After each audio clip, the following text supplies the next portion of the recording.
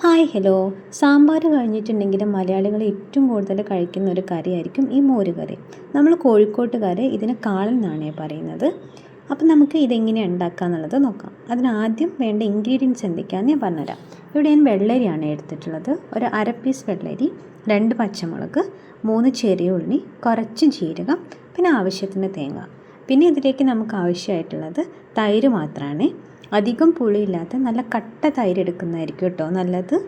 ആദ്യം തന്നെ നമ്മളൊരു പാൻ വെച്ചിട്ട് അതിലേക്ക് നമ്മൾ നേരത്തെ കട്ട് ചെയ്ത് വെച്ചിട്ടുള്ള വെള്ളരി ഇട്ടിട്ട് ശേഷം കുറച്ച് വെള്ളം ഒഴിച്ച് കൊടുക്കാം. അത് വേവാനായിട്ടുള്ള കുറച്ച് വെള്ളം ഒഴിച്ചാൽ മതി കേട്ടോ. കാരണം നമ്മൾ ഗ്രേവി വേറെ തന്നെ നമ്മളിൽ മിക്സ് ചെയ്യുന്നുണ്ടല്ലോ. അപ്പോൾ ആവശ്യത്തിനുള്ള വെള്ളം ഒഴിച്ചിട്ട് അതിലേക്ക് ആവശ്യത്തിനുള്ള ഉപ്പും കൂടെ ആഡ് ചെയ്ത് കൊടുത്തിട്ട് അത് വേവുന്നവരെ നമുക്ക് വെയിറ്റ് ചെയ്യാം.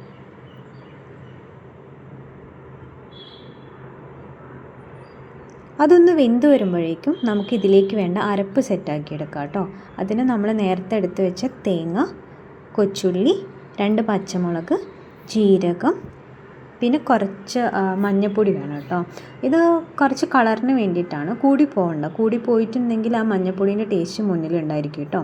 പിന്നെ ആവശ്യത്തിന് തൈര്. ഇത് പുളി അനുസരിച്ചിട്ട് നിങ്ങൾക്ക് കൂട്ടും കുറയ്ക്കും എല്ലാം ചെയ്യാം കേട്ടോ.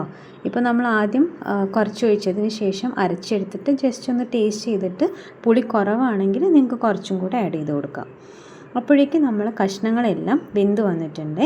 അതിലേക്ക് നമുക്ക് ഈ ഒരു അരപ്പ് ആഡ് ചെയ്ത് കൊടുക്കാം കേട്ടോ. അരപ്പ് ആഡ് ചെയ്തതിന് ശേഷം വല്ലാണ്ട് തിളയ്ക്കാൻ നിൽക്കേണ്ട. തൈര് തേങ്ങ ആയതുകൊണ്ട് അത് പിരിഞ്ഞു പോകാനുള്ള ചാൻസ് കൂടുതലാണ്. അതുകൊണ്ട് ജസ്റ്റ് ഒന്ന് ചൂടായി വരുമ്പോഴത്തേക്ക് നന്നായിട്ട് എല്ലാം കൂടെ ഒന്ന് മിക്സ് ചെയ്തിട്ട് നമുക്കതൊന്ന് ഓഫ് ചെയ്ത് വയ്ക്കാം. ഈ സമയം നമുക്ക് ഉപ്പ് കുറവാണെന്ന് തോന്നുകയാണെങ്കിൽ ആഡ് ചെയ്ത് കൊടുത്തിട്ട് നന്നായിട്ട് മിക്സ് ചെയ്തെടുക്കാം കേട്ടോ.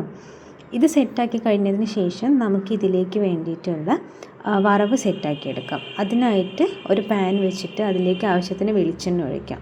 എന്നിട്ട് കടുക് പൊട്ടിച്ചെടുക്കാം കേട്ടോ. കടുകൊന്ന് ജസ്റ്റ് പൊട്ടി വരുമ്പോഴത്തേക്ക് നമുക്കതിലേക്ക് കുറച്ച് ഉലുവ ഇട്ട് കൊടുക്കാം കേട്ടോ. ഉലുവ കൂടി പോകണ്ടേ. പിന്നെ അതിലേക്ക് 2-3 വറ്റൽമുളക്, അത് നിങ്ങളുടെ ഇഷ്ടത്തിന് എരിവിനനുസരിച്ചിട്ട് ഇട്ട് കൊടുത്താൽ മതി. പിന്നെ കുറച്ച് കറിവേപ്പിലയും കൂടെ ഇട്ടിട്ട് നന്നായിട്ടൊന്ന് ഇളക്കിയിട്ട് നമ്മൾ നേരത്തെ മാറ്റി വെച്ചിട്ടുള്ള കറിയിലേക്ക് ഒഴിച്ചിട്ട് അതൊന്ന് സെറ്റാക്കി എടുക്കാം കേട്ടോ.